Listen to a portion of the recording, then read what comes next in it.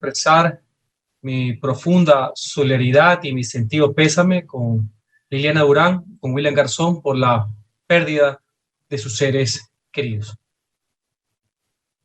La dolarización es una gran causa nacional, símbolo de confianza y respaldo ciudadano, que genera consensos suprapartidistas y que ha constituido en un baluarte de estabilidad pese a los flagelos y avatares económicos, ayudando a mejorar ostensiblemente la calidad de vida de los ecuatorianos, principalmente de los más pobres.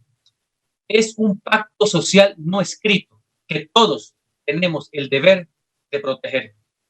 Hoy, en este segundo debate, conocemos y resolvemos sobre las reformas al Código Orgánico Monetario y Financiero, denominadas para efectos comunicacionales de defensa de la dolarización. El objeto de esta normativa es el fortalecimiento de la institucionalidad del Banco Central, que bajo ningún concepto significa un menoscabo a la constitucionalidad. Por la extrema polarización que vivimos, se la ha querido etiquetar por un sector como privatizadora. Otros, inclusive, durante muchos años, han sostenido que en dolarización el Banco Central debe desaparecer. Nada más alejado de la realidad en ambos casos. El Banco Central, colegas legisladores, no es un banco comercial, pues es un banco de reserva que no puede ni debe financiar ni otorgar créditos a la banca privada ni financiar al gobierno, precisamente porque las reservas son el oxígeno de un país. En el momento en que estas se van, se puede generar caos, especulación e incertidumbre entre los ciudadanos. Al no ser banco de bancos, como se lo denominaba antiguamente, ni tampoco instituto emisor, el ejemplo de su función en otros países no es válido, no es aplicable, pues no tenemos moneda propia. Dejando atrás entonces la famosa maquinita de imprimir billetes que disparaba la inflación y la desconfianza. Nuestra Constitución, en el tan y tan renombrado artículo 303, es muy clara, sí. La política crediticia, monetaria y cambiaria es potestad exclusiva de la función ejecutiva. El Banco Central es parte de esa función. Y la propia Carta Magna establece que su organización y funcionamiento será regulado mediante ley. Y es precisamente aquello lo que hace este proyecto. El permitir que las decisiones que tome el banco se encuentren orientadas técnica y financieramente a resguardar la dolarización, otorgando más autonomía a sus órganos directivos, sin que ello implique que deje de pertenecer a la función ejecutiva ni contrariar la ley fundamental del país. De igual forma, el Banco Central se encuentra bajo la égide de los organismos de control, por lo cual es absolutamente distinta a la pretensión de libertinaje que se tenía con el proyecto de ley de crecimiento económico del año 2019.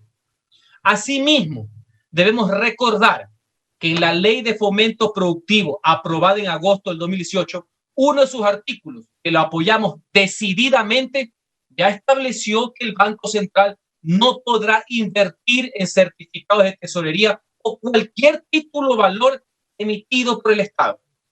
Hoy se complementa y se deja claro que ningún gobierno puede disponer de los recursos que no le pertenecen y que son las reservas que custodian el Banco Central. ¿Por qué es importante esto? Porque dichos recursos están destinados a cubrir en la totalidad la cantidad de dinero que tienen depositado las entidades, tanto públicas como los municipios, prefectura, la seguridad social, entre otras, como las privadas, los bancos, cooperativas, etc. Supongamos que un caso de calamidad doméstica, todas ellas desean retirarlos. No habría cómo cubrirlas en su totalidad. Actualmente, ese descalce o hueco es de 6.658 millones de dólares, cuando en el 2008 apenas era de 454 millones. Por eso aquí lo fundamental no es el monto de la reserva, sino cuánto cubre respecto al monto de los depósitos. En algunas intervenciones parece ser que se confunden los conceptos, las reservas, el encaje y lo peor de todo, el COSEDE. Las reservas internacionales es el conjunto de depósitos, tanto órganos públicos y privados que constan en el Banco Central. El encaje bancario es el dinero que por ley deben depositar los bancos privados en el Banco Central. Es una parte de esas reservas internacionales. El COSEDE es un seguro de depósitos que en caso de que los bancos cierren, es decir, dejen de operar, ahí se paga a los depositantes. Hay que ser muy precisos en cuanto al tema de la conformación de las juntas monetarias y financieras, porque de aquí se ha prestado para la muletilla de la supuesta privatización, es decir, la enajenación de lo público a favor de lo privado. Desde la Constitución de 1998 está expresamente prohibido que los regulados puedan ser parte del órgano regulador. Por tanto, esos vestigios de corporativismo no van más y no tienen por qué repetirse lo de antaño, donde el sector privado tenía representantes funcionales en los directorios donde se formulaban las decisiones económicas del país. En ese sentido, concuerdo con muchas autoridades, ciudadanos también, en que no se quiere que se repita el pasado.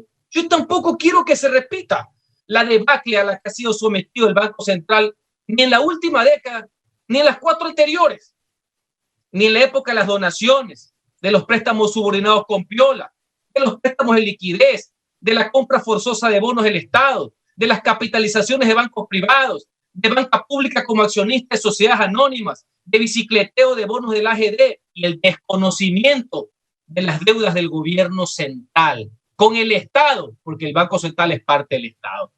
De esos que criticaron el manoseo del Banco Central y se hicieron conocidos como analistas para terminar haciendo lo mismo cuando estuvieron en el poder. Por eso mismo, la forma de nominación propuesta es correcta, tanto para la Junta Monetaria como para la Financiera. A sus 3 integrantes los nomina el presidente, que es elegido por el pueblo, y lo designa la Asamblea, también elegida por el pueblo. El órgano legislativo es una función del Estado, representa el interés público y no podemos confundir la institucionalidad con sus integrantes en el caso que hubieran personas o asambleístas que no están a la altura de las circunstancias, como hemos conocido. Algunos que se han ido, que tenían prácticas de mercaderes y otros de mercachifles. Eso jamás significará que la Asamblea Nacional, el Parlamento, el Congreso de la República sea un ente privado, por Dios. Eso sí, era impresentable lo que se propuso en un inicio y que hoy se ha corregido respecto a que los miembros de la Junta sean a tiempo parcial. El servicio público es a tiempo completo, no solo porque así lo determina la ley, sino por una actuación ética para evitar los conflictos de interés. Con estas normas supremas ya no existen aquellos que iban solo a cobrar dietas y regresan a sus funciones privadas. Y tomando en cuenta que el artículo 153 de la actual Carta Magna les prohibirá expresamente, hasta por 2 años, que regresen a cualquier entidad donde ha sido sometida a su regulación. En este caso, los mismos bancos privados. Se tiene asimismo la facultad de remoción, que vendría a ser intrínseco control político por las causales que se encuentran en la ley, con el voto de las 2/3 partes de los miembros del Parlamento. Con respecto a los requisitos para ser miembro de las juntas, se ha aclarado lo obvio, que la experiencia para pertenecer a las mismas puede ser tanto en el ámbito público, privado, en la cátedra universitaria, lo cual es positivo. No podemos discriminar esta experiencia, no es que los designa ni el público ni el privado, ya sabemos, nomina el presidente, designa la asamblea, no es directo. Esto es un asunto de antecedentes y ahí tendrán los próximos asambleístas la responsabilidad de tener el criterio de escoger a los mejores y de analizar justamente cuáles son sus antecedentes.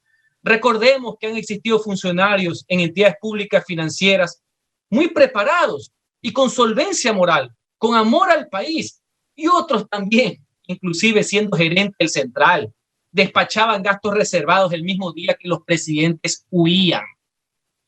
Hay en la banca privada también, hubo gente que ha sido artífices de quiebras, de fraudes, pero muchísimos más son los que han coadyuvado a tener entidades fuertes, sólidas y cuya honorabilidad nadie pone en duda, y ese es el fiel reflejo de actualmente el sistema financiero. Pero en todo caso, esta es la experiencia que va a servir de antecedente para tomar una decisión. Otro tema de relevancia es volver al sistema de los 4 balances, que ya funcionó al inicio de la dolarización y que es primordial porque prioriza en el uso de la reserva internacional para las cosas más importantes, el funcionamiento del sistema financiero monetario, dando mayor tranquilidad a los depositantes. Considero, eso sí, que debe ser agregado para que conste expresamente en esta ley, en esta normativa, que las resoluciones de ambas juntas surtan efectos jurídicos desde su publicación y no desde su emisión, para así garantizar la seguridad jurídica. Señor presidente, señores legisladores, mucho más grave para una economía que un gobierno ideologizado es un gobierno desesperado. Ante ello, esta norma es solamente una herramienta adicional que debemos apoyar para prevenir que en este agobio la irresponsabilidad supere a la razón. Pero lo cierto es que la dolarización se defiende también con más instrumentos que superan a las mismas leyes, con confianza, mensajes claros a favor de la inversión, instituciones fuertes y sobre todo credibilidad. Ese es el desafío constante y nosotros debemos asumir ese compromiso. Señor presidente, colegas legisladores. Del asambleísta Henry Cucalón, él dijo que la dolarización tiene respaldo y confianza de la ciudadanía.